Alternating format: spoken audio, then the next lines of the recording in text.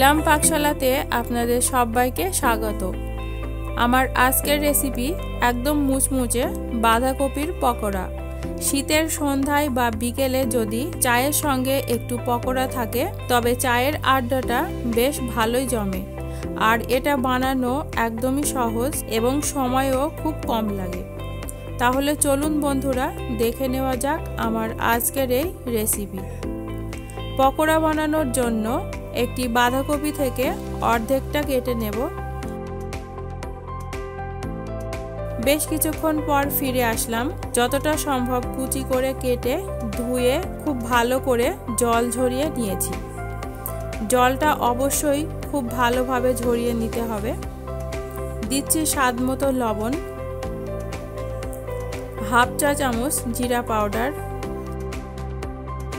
1 চা চামচ ধনে পাউডার, 2 টেবিল চামচ চালের গুঁড়ো, 1/4 বাটি বেসন,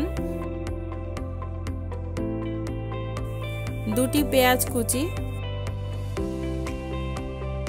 4টে কাঁচা লঙ্কা কুচি, 1 চা চামচ লাল লঙ্কার পাউডার। সবগুলো দেওয়া হয়ে গেল। এখন মাখিয়ে নেব।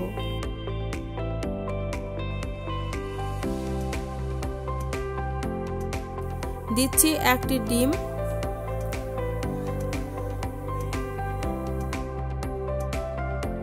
কিছুটা সময় নিয়ে মাখিয়ে নেব। এই পকোড়া আমি কাঁচা বাঁধাকপির বানাচ্ছি। এখানে আপনারা চাইলে একটু সিদ্ধ করে নিতেও পারেন।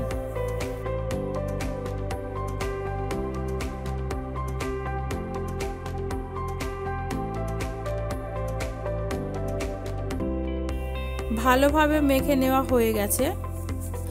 এবার ভাজার জন্য গ্যাস অন করে প্যান বসিয়ে দিয়েছি। কিছুটা সাদা তেল দিয়ে দিচ্ছি। হাই ফ্লেমে গরম করে নেব।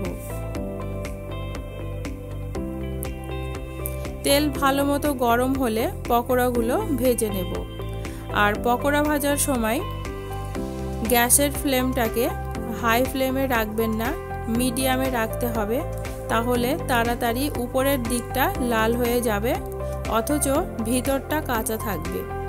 তাই মিডিয়াম ফ্লেমে এপিঠ ওপিঠ গোল্ডেন ব্রাউন করে ভেজে নিতে হবে।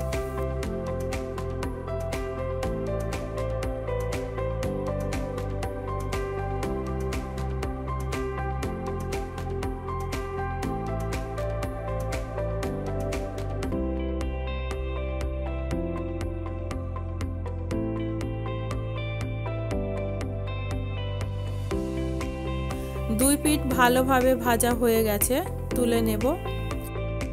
বাকি পকোড়াগুলোও ঠিক একই রকম ভাবে ভেজে নেব।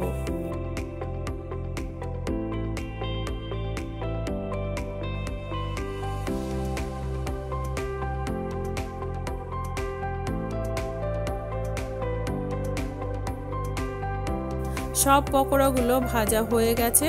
এই পকোড়াগুলো সসের সঙ্গেও আপনারা পরিবেশন করতে পারেন।